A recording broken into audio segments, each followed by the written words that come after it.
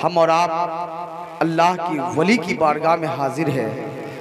आपको मालूम है अल्लाह के वली की बारगाह में जो जाते हैं अगर मुअद्दब अंदाज में अदब के साथ एहतराम के साथ तो फैज़ो बरक़ात से माला माल हो जाते हैं। आपको मालूम है आज सरकार मौला अली लाल गजवी रहमतुल्लाह अलैह के फैज़ान बरस रहा है। सरकार अब्दुल समीम मुंगेरी रहमतुल्लाह अलैह का फैज़ान बरस रहा है।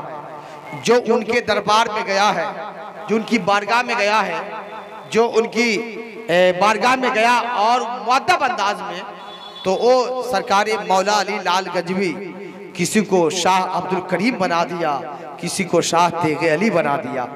आपको मालूम, मैंने किताब में पढ़ा था कि सरकार सुरकाही अलहमद रिज़वान का मज़ार आप सुने हैं, सुरकाही शरीफ। आपको मालूम है मैं किताब में छोटी सी किताब में पढ़ा, लेकिन बहुत बड़ी बात पढ़ा। मुझे बहुत हैरत हुई इस बात कि कितने मुअद्दब अंदाज होते हैं सुफियाए किराम के, कितने मुअद्दब अंदाज में रहते हैं अल्लाह वालों की बारगाह में। मौला अली लाल गजवी रहमतुल्लाह अलैह की बारगाह में सरकार सुरकाही है और सरकार मौला अली पान खाकर वो फेंकना चाहा तो फरमाते हैं कि तेगे अली उगलदान लेके आओ। तो आपको मालूम है मौला अली जब फरे के फेंकना चाहता हूँ तो सरकार सुरकाही अपनी हथेली को दिया था और मैं हुजूर आप इसमें ही फेंक दीजिए, मैं बाहर जाकर फेंक दूंगा। और आपको मालूम है जब मैंने किताब पढ़ा तो मैं हैरत हो गया कि जैसे मौला अली लाल गजवी सरकार सुरकाही के हथेली में पान को पीप को डाले तो सरकार सुरकाही बाहर ले जाकर फेंका नहीं बल्कि उस पान के पीप को उगल गए, अंदर घोट गए हैं। आपको मालूम है क्यों? कि उनकी बरकत मिल जाएगी, उनकी जबान की बरकतें हासिल हो जाएंगी। तो ये अल्लाह वालों की बारगाह होते हैं। अल्लाह वाले अगर नजरे कलम उठा दे तो इंसान की दुनिया सवर जाती है, आखिरत सवर जाती है। एक शख्स है, एक पीर साहब का नाम है शेख सुलेमान अलैह रहमत रिज़वान। उनका एक मुरीद था जो अपने पीर से बहुत प्यार करता था, अपने पीर से बहुत मोहब्बत क्या करता था। आपको मालूम है एक दिन उनका 2 साल का बेटा गुम हो गया। 2 साल का बेटा गुम हो गया। अब बेचैन हो गए, बेकरार हो गए, चारों तरफ ढूंढा, पूरे इलाके में छान मारा, लेकिन कहीं बेटा नहीं मिला। बीवी अलग रो रही है और मुरीद अलग रो रहा है। रोते रोते अपने पीर और मुर्शिद की बारगाह में हाजिर हुआ। जब शेख सुलेमान अहमद रिज़वान की बारगाह में हाजिर हुआ, बुजुर्ग फरमाते क्यों रो रहे? रोने की वजह अर्ज किया कि हुजूर 2 साल का बेटा था, गुम हो गया, चारों तरफ ढूंढा लेकिन मिला नहीं और मेरी बीवी के रोते रोते बड़ा बुरा हाल हो गया है। तो शेख फरमाते घबराओ नहीं, अल्लाह जब चाहेगा तेरा बेटा आ जाएगा। कहिए ना सुभान अल्लाह। अल्लाह जब चाहेगा तेरा बेटा आ जाएगा। आपको मालूम है मुरीद का यकीन कामिल देखिए, मुरीद का इश्क देखिए, मुरीद का प्यार देखिए। मुरीद मुस्कुराने लगा, किस लिए?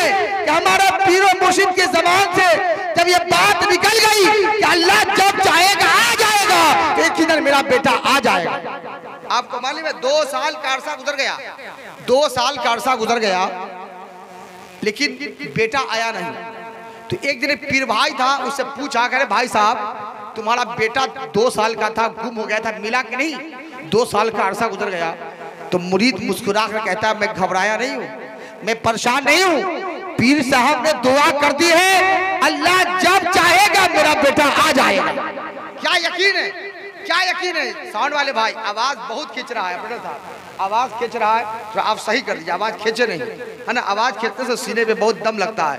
और ऐसे भी आप जान रहे कि शाबान का महीना गुजर रहा है, चाहे जितना भी छोटा से छोटा मौलवी हो, शब बरात के महीने में 3-3 4-4 मिलाद पड़ता है ना। तो हम तो सबसे छोटे हैं, तो यकीन मैं भी पढ़ाई हुआ हूँ।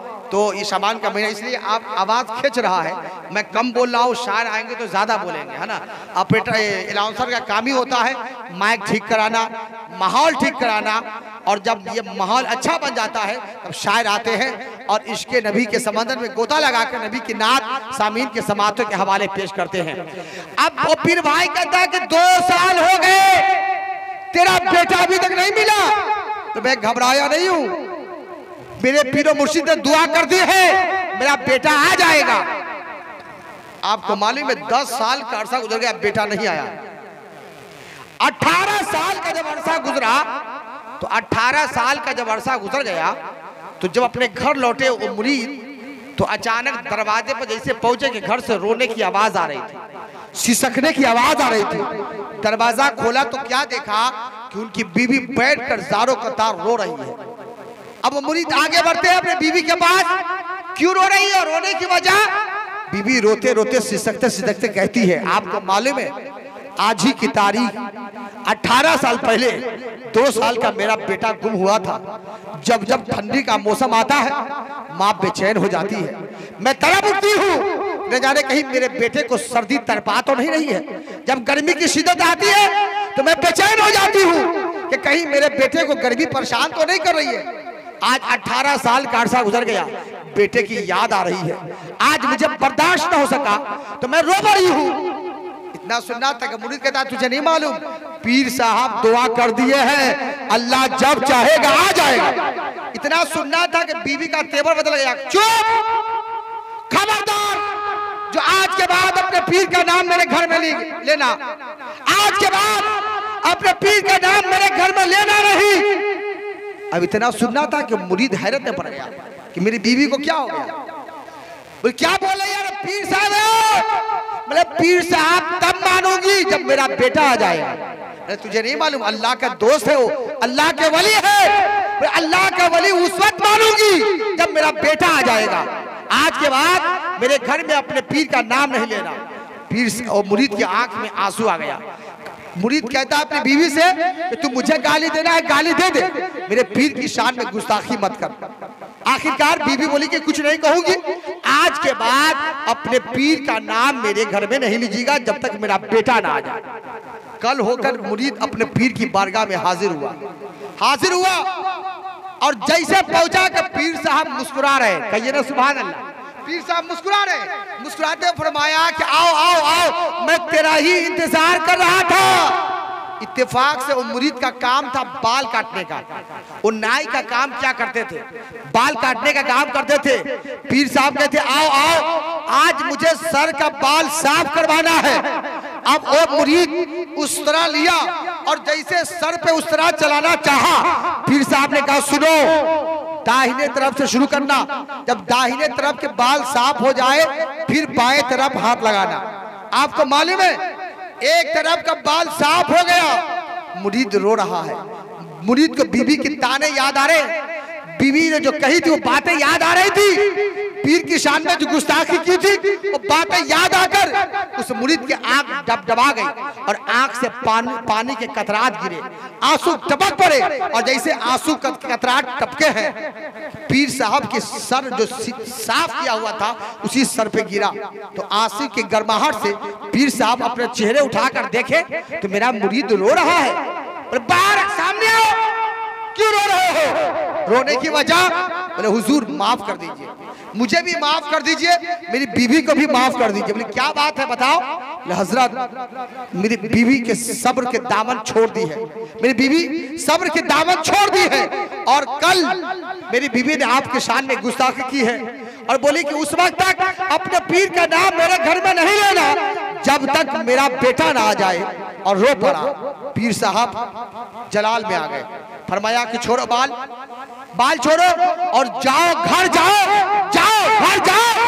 तेरा बेटा तेरे घर आ गया है।